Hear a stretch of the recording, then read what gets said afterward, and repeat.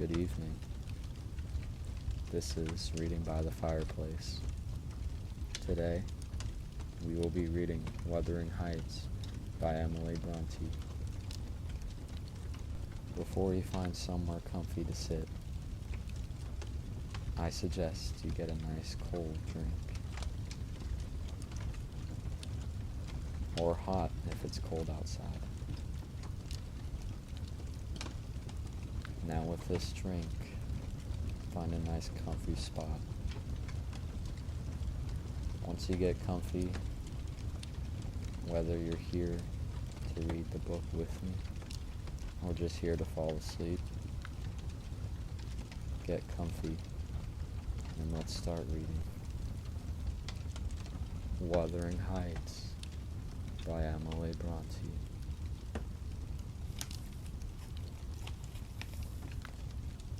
Chapter 1. 1801. I have just returned from a visit to my landlord, the solitary neighbor that I shall be troubled with. This certainly a beautiful country. In all England, I do not believe that I could have fixed on a situation so completely removed from the Sir Society. A perfect misanthropist's heaven. And Mr. Heathcliff and I are such a suitable pair to divide the desolation between us. A capital fellow. He little imagined how my heart warmed towards him when I beheld his black eyes withdraw so suspiciously under their brows. As I rode up, and when his fingers sheltered themselves with a jealous resolution still further in his waistcoat, as I announced my name. Mr. Heathcliff, I said. A nod was the answer. Mr. Lockwood, your new tenant, sir. I do myself the honor of calling as soon as possible after my arrival, to express the hope that I have not inconvenienced you by my perseverance in soliciting the occupation of Thrushcross Grange. I heard yesterday you had some thoughts. Thrushcross Grange is my own, sir, he interrupted, wincing.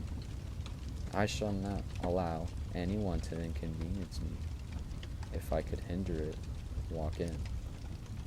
The walk in was uttered with closed teeth and expressed the sentiment, go to the deuce. Even the gate over which he leaned manifested no sympathizing movement to the words, and I think that circumstance determined me to accept the invitation. I felt interested in a man who seemed more exaggeratedly reserved than myself. When he saw my horse's breast fairly pushing the barrier, he did put out his hand to unchain it, and then sullenly preceded me up the causeway, calling, as we entered the court, Joseph, take Mr. Lockwood's horse, and bring up some wine. Here we have the whole establishment of domestics, I suppose, as a reflection suggested by this compound order. No wonder the grass grows up between the flags, and cattle are the only hedge cutters. Joseph was an elderly, nigh an old man, very old, perhaps, though hale and sinewy. The Lord help us, he soliloquized in an undertone of peevish displeasure, which relieving me of my horse, looking, meantime, in my face so sourly that I charitably conjectured he must have need of divine aid to digest his dinner, and his pious ejaculation had no reference to my unexpected advent.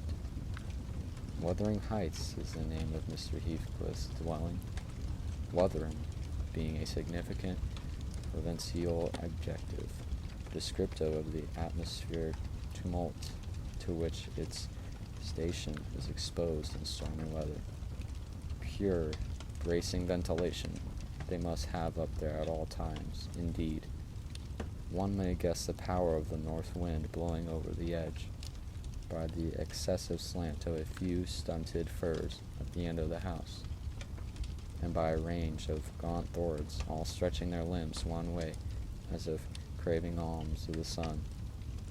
Happily, The architect had foresight to build it strong. The narrow winds are deeply set in the wall, and the corners defend with large jutting stones. Before passing the threshold, I paused to admire a quantity of grotesque carving lavished over the front, especially about the principal door, above which, among a wilderness of crumbling griffins and shameless little boys, I detected the date, 1500, and the name, Ayrton Shaw. I would have made a few comments and requested a short history of the place from the surly owner, but his attitude at the door appeared to demand my speedy entrance, or completely departure, and I had no desire to aggravate his impatient previous inspecting the penetrating. One stop brought us into the family sitting room, without any introductory lobby or passage. They call it here the house, preeminently. It includes kitchen and parlor, generally, but I believe at Wuthering Heights, the kitchen is forced to retreat altogether in another quarter. At least I distinguish a chatter of tongues and a clatter of culinary utensils deep within, and I observe no signs of roasting, boiling, or baking about the huge fireplace, nor any glitter of copper, saucepans, and tin colanders on the walls. One end, indeed, reflected splendidly both light and heat from the ranks of immense pewter dishes, interspersed with silver jugs and tankards, towering rows after row on a vast oak dresser to the very roof. The latter had never been underdrawn. Its entire anatomy lay bare to an inquiring eye, except where a frame of wood laden with oat cakes and clusters of legs of beef, mutton, and ham concealed it. Above the chimney were sundry villainous old guns, and a couple of horse pistols, and, by way of ornament, 3 gaudily painted canisters disposed along its ledge. The floor was of smooth white stone, the chairs high-backed, primitive structures, painted green, 1 or 2 heavy black ones lurking in the shade. In an arch under the dresser reposed 1 or 2 heavy black ones lurking in the shade.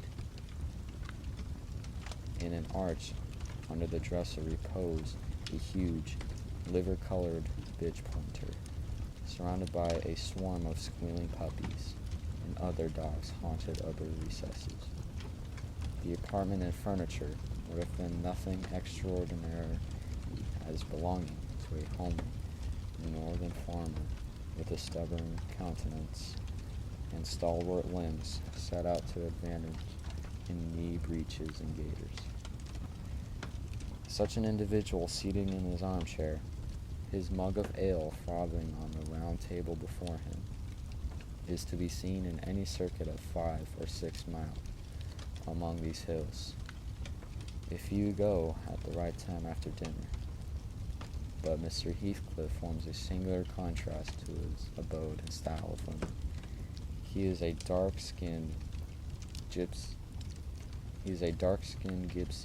in aspect, in dress and manners a gentleman, that is, as much a gentleman as many a country squire, rather slovenly, perhaps, yet not looking amiss with his negligence, because he has an erect and handsome figure, and rather morose.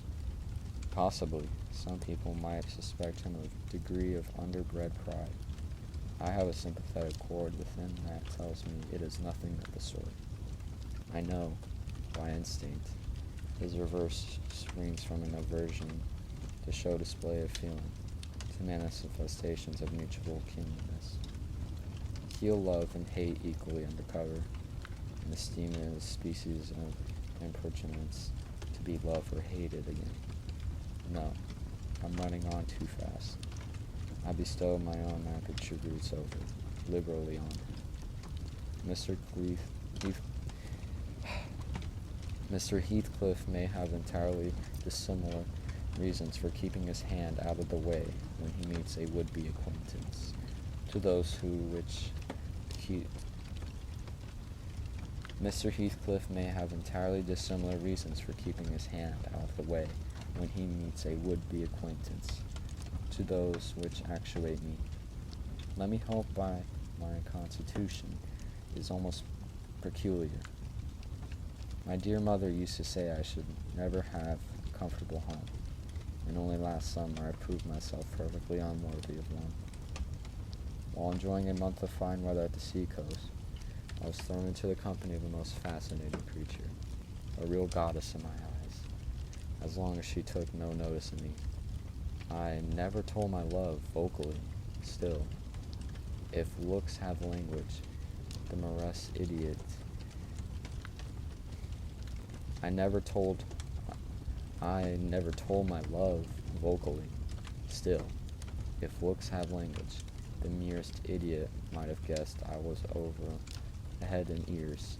She understood me at last, and looked to return, the sweetest of all imaginable looks. And what did I do? I confess it was shame. Shrunk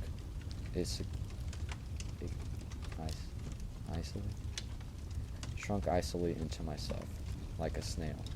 At every glance retired colder and farther, till finally the poor innocent was led to doubt her own senses, and, overwhelmed with confusion at her supposed mistake, persuaded her mamma to decamp.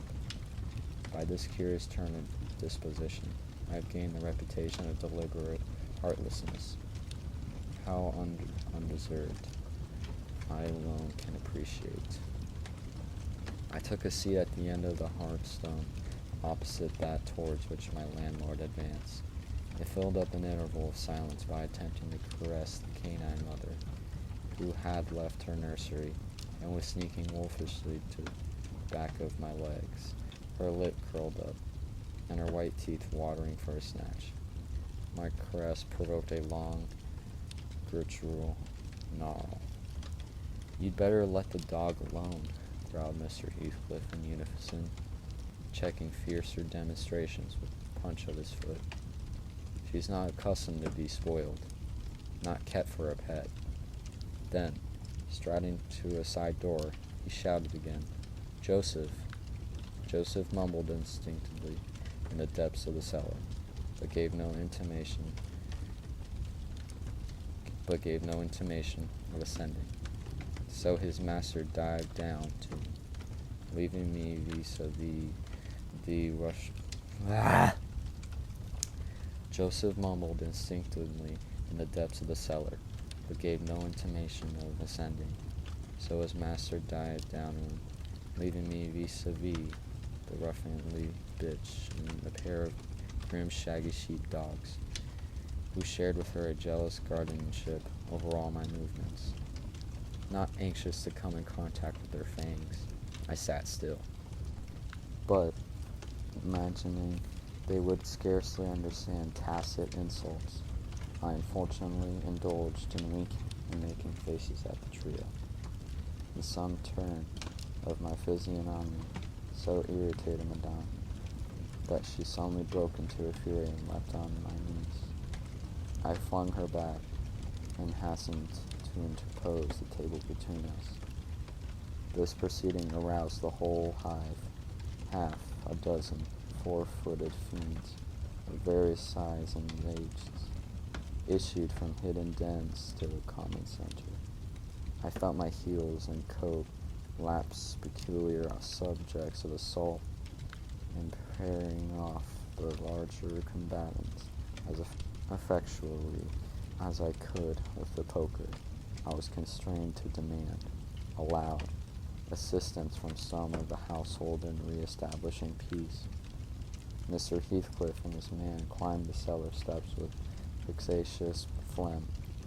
I don't think they moved 1 second faster than usual, though the hearth was an absolute tempest of whirring and yelping.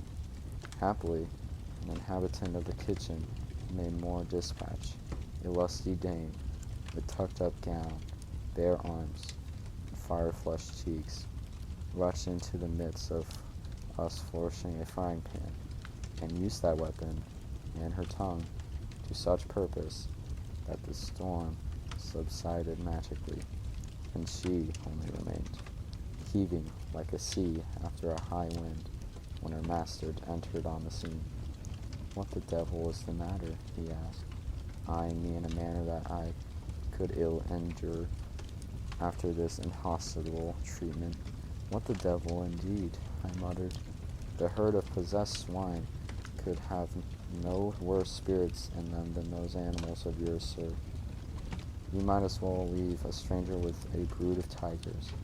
They won't meddle with persons who touch nothing," he remarked, putting the bottle before me and restoring the displaced table. "The dogs do right too vigilant.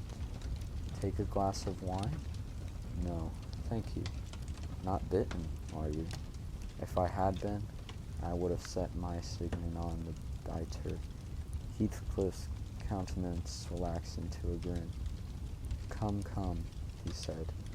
"You are flurried, Mr. Lockwood. Here, take a little wine. Guests are so exceedingly rare in this house that I and my dogs, I am willing to own, hardly know how to receive them. Your health, sir?" I bowed and returned the pledge, beginning to perceive that it would be foolish to sit sulking for the misbehavior of a pack of curs.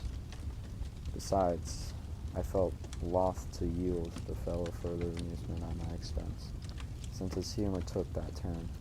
He, probably swayed by prudential consideration of the folly of offending a good tenant, relaxed a little in the laconic style of chipping off his pronouns and auxiliary verbs, and introduced what he supposed would be a subject of interest to me, a discourse on the advantages and disadvantages of my present place of retirement. I found him very intelligent on the topics we touched, and before I went home, I was encouraged so far as to volunteer another visit tomorrow. He evidently wished no repetition of my intrusion. I shall go, notwithstanding. It is astonishing how sociable I feel compared with him.